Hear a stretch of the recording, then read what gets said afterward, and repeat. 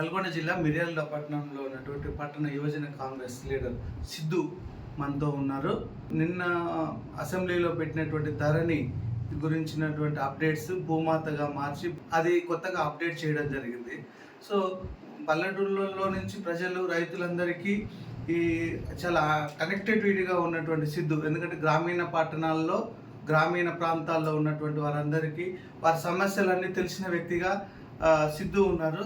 So సిద్ధుని అడిగి తెలుసుకుందాం, ఇంతకుముందు ఏ విధంగా రైతులు సమస్యలు ఉన్నారా లేరా, ఇప్పుడు ధరణి తర్వాత భూమాత, ఈ రెండు కంపారిజన్ ఏంటి, ప్రజలు ఎలాంటి అభిప్రాయాలు ఉన్నాయి, ప్రతిపక్ష పార్టీల యొక్క ఆలోచన విధానం ఏ విధంగా ఉందో అడిగితే. సిద్ధు గారు నమస్తే. నమస్తే. చెప్పండి, గ్రామీణ ప్రాంతాల్లో ఇప్పుడు ధరణి పోర్టల్ మారింది, సో దాన్ని ఏ విధంగా రిసీవ్ చేసుకుంటున్నారు, ఇంతకుముందు ధరణి ఉన్నప్పుడు ఏ విధంగా వాళ్ళు రియాక్ట్ అయ్యారు?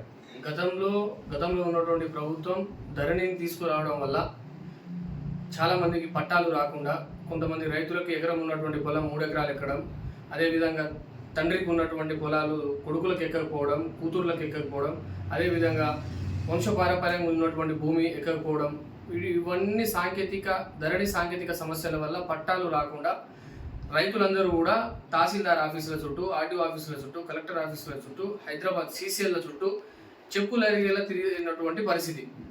ఈరోజు కాంగ్రెస్ ప్రభుత్వం మరి కొత్తగా భూభారతి చట్టాన్ని తీసుకొచ్చి ఈ సమస్యలన్నిటినీ కూడా పరిష్కరించాలనేటువంటి ఉద్దేశంతో పొలం ఉన్న పట్టా ఎక్కని పరిస్థితి, ఒకవేళ చిన్న పొరపాటు జరిగినా అది కరెక్షన్ చేసుకోవాలంటే చాలా ఇబ్బందులు పడేది.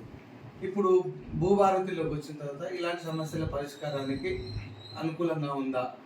యాక్చువల్గా ప్రభుత్వము అంటే ఏదో వాళ్ళు టీఆర్ఎస్ ప్రభుత్వం తీసుకొచ్చిన చట్టాన్ని మేము ఉపయోగించకూడదనేటువంటి ఆలోచన లేదు. సంవత్సర కాలం అవుతూ ఉన్నది.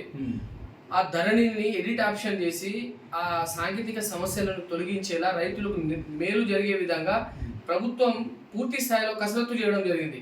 కానీ అది ప్రైవేట్ యాప్ అవడంతో ఆ ధరణి ఆ సమస్యలు పరిష్కారం అయ్యేటువంటి పరిస్థితి ఈ ఏడాది కాలంలో కనబడట్లేదు, అపరిష్కృతంగానే ఉంది. సో అందుకనే ఈరోజు రెవెన్యూ వ్యవస్థను తీసుకొచ్చేటువంటి దిశగా ప్రతి పల్లెలలో, ప్రతి గ్రామ పంచాయతీలో రెవెన్యూ అధికారి ఉండే విధంగా గ్రామ స్థాయిలో గ్రామ సభల ద్వారా పూర్తి స్థాయిలో మొన్ననే ఫైలన్ ప్రాజెక్టు కింద తిరుమలగిరి మండలాన్ని ఎన్నుకొని అక్కడ భూ సమస్యలన్నింటినీ కూడా గ్రామ సభలు పెట్టి నేరుగా కలెక్టర్, ఆర్డీఓ, ఎంఆర్ఓ అందరూ కూడా ఉన్నటువంటి సమస్యలన్నింటినీ కూడా క్షేత్ర స్థాయిలో సిబ్బంది వెళ్ళి అక్కడి సమస్యలన్నింటినీ పరిష్కరించేటువంటి కార్యక్రమాన్ని పూనుకుంటున్నారు. సో ఈ విధంగా ఒక ట్రయల్ రన్ లా తిరుమలగిరి మండలంలో చేసేటువంటి విధానాలను చూస్తుంటే అక్కడ ఉన్నటువంటి రైతులందరికీ కూడా పట్టాలు రావడం చాలా సంతోషంగా ఉండడం. సో దానినే ఉదాహరణను తీసుకొని నిన్న అసెంబ్లీలో భూభారతి బిల్లుని ప్రవేశపెట్టడం జరిగింది. దీనిపైన ప్రతిపక్షాలు చాలా ఘాటుగా విమర్శిస్తున్నాయి, లేదు మేము ధరణి చాలా బాగుంది అని అంటున్నారు. ఇది ధరణి గనక బాగుంటే ఈరోజు ప్రభుత్వం రుణమాఫీ చేయలేదు అని చెప్పేసి మా మీద సెటర్లు వేస్తున్నారు కదా.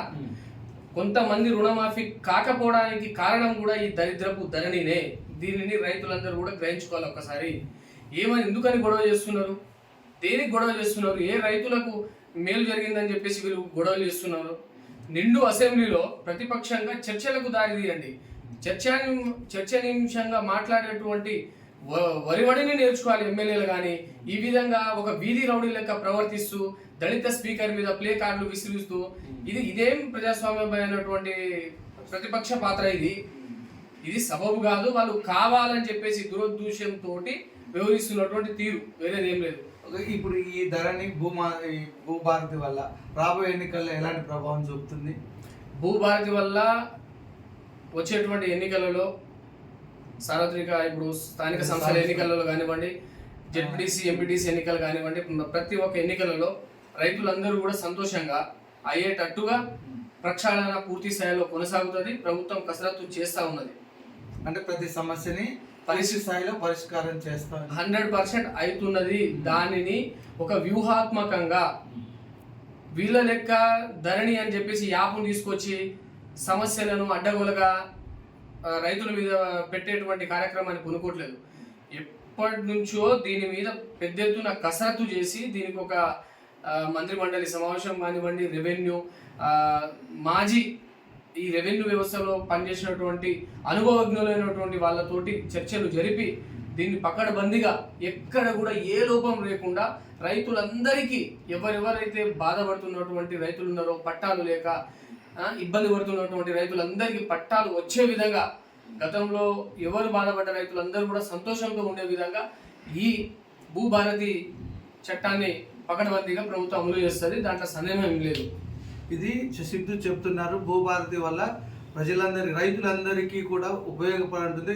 ఎలాంటి సమస్య ఉన్నా రైతుల పట్టాలకు సంబంధించి భూమి ఉండి పాస్బుక్లో ఎక్కనటువంటి పరిస్థితులు ఉండేందుకు ముందు అవన్నీ కూడా పూర్తి స్థాయిలో పరిష్కారం అవుతాయి. రైతులందరూ కూడా దీన్ని హర్షిస్తున్నారని చెప్తున్నారు.